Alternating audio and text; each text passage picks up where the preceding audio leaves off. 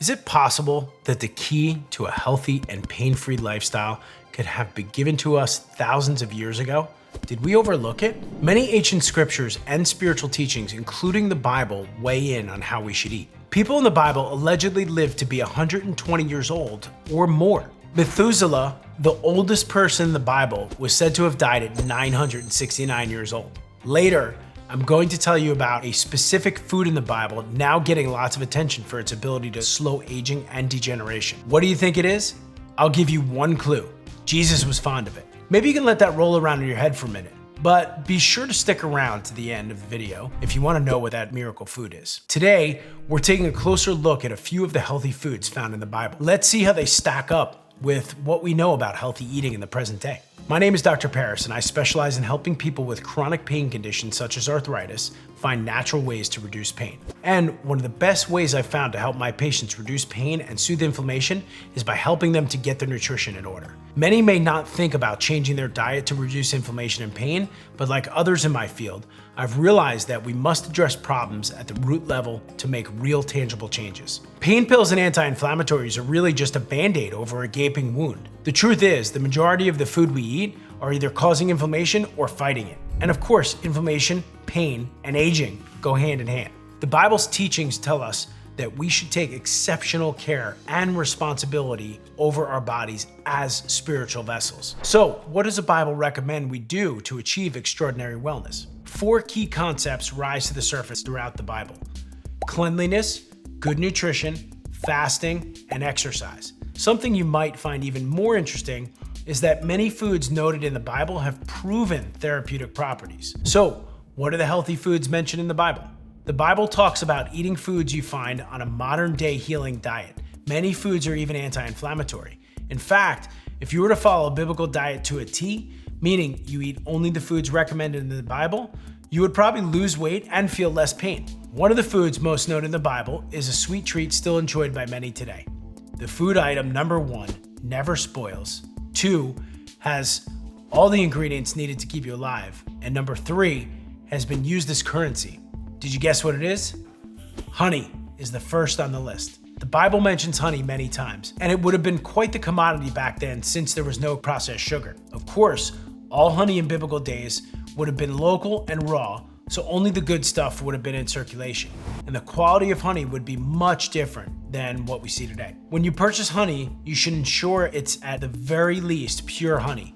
Local, raw, and organic honey is even better. Buying local honey is better because beehives closer to home will actually feed off the same flowers that cause allergies. So what happens is when you eat the honey, you ingest micro amounts of those allergens, allowing your body to respond to building a defense against it. And then, hopefully, the next time you become exposed to that allergen, your body won't react as much. Honey's a great natural sweetener and energy source. It's also chock full of antioxidants that help boost the immune system and fight off disease.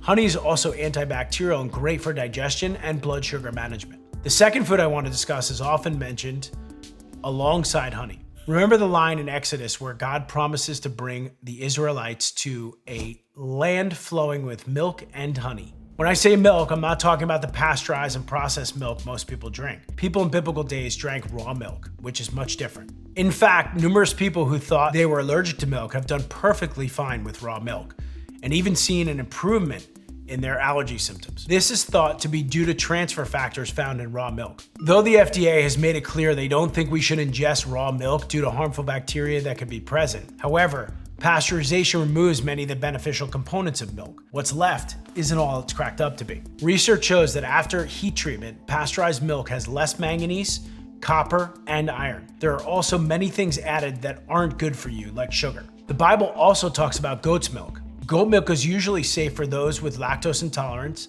and it's much easier to digest. Goat's milk contains unique enzymes that help to reduce inflammation in the gut, and studies are ongoing to see if it extends throughout the rest of the body. Both raw cow milk and raw goat milk are great for bone health, and both can be turned into cheese or butter. The third food I want to talk about is olives.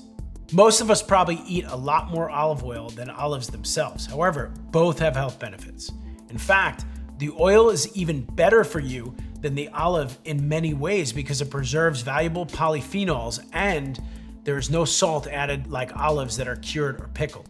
And if you're going to use oil to cook, olive oil is a great option. It can be heated safely up to 375 degrees Fahrenheit. Olives are rich in healthy fats like omega-9, which can actually help lower cholesterol. They also contain antioxidants known to fight bacteria and viruses, including MRSA.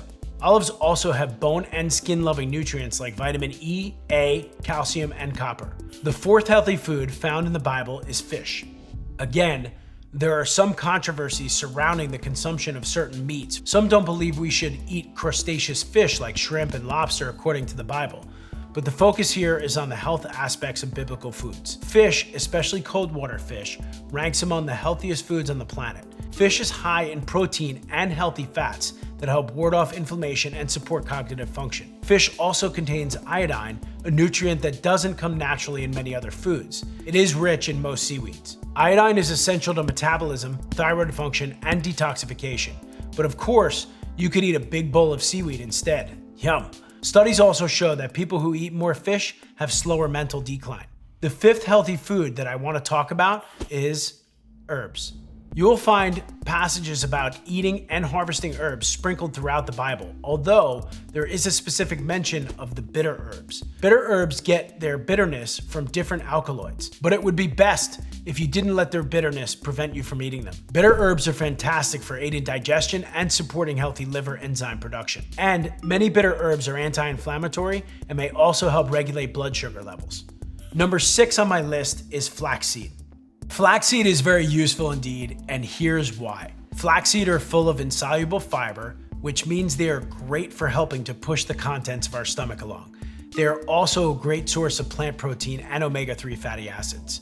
But it's truly their usefulness that makes these super little seeds unique. Flax seeds can help improve digestion, reduce inflammation, protect the heart, improve skin health, manage blood sugar problems, regulate blood pressure, and fight free radicals in the body. Flax seeds are great, but don't eat too many unless you want to eliminate all the contents in your intestines. So, have you guessed what the #1 anti-aging food in the Bible is yet? If you guessed pomegranates, you would be close, but wrong. Though pomegranates are found in the Bible and very healthy for you, they are not the anti-aging food I was talking about. No, the crazy good superfood I am talking about is grapes, and even wine made from grapes is considered a longevity food. This is because grape skins contain a compound called resveratrol. Resveratrol is found in the skin of grapes and in a couple of other superfoods like green tea and mulberries. You've heard me talk about antioxidants several times here, so to say resveratrol is an antioxidant, which it is, wouldn't do this compound justice. It activates something called your sirtuin genes, also known as the longevity gene.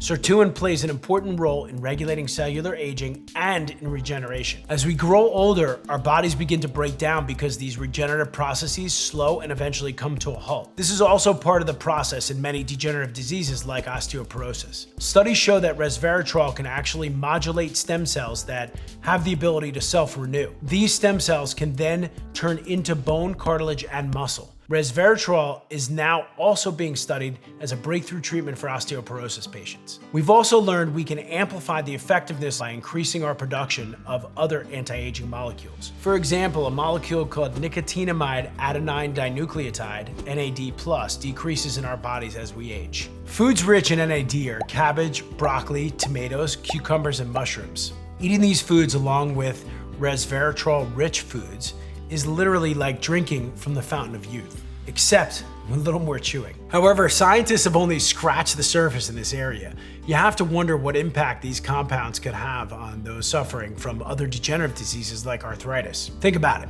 What might your body be able to do if you could slow down the aging process and generate new tissue, bones, and cartilage? Who knows? Maybe you could even live to be 120 years old. So that's it. I hope you found this video interesting. And if you did, don't forget to check out my other videos and make sure you hit that subscribe button so that you can be notified when I post more interesting videos, just like this one.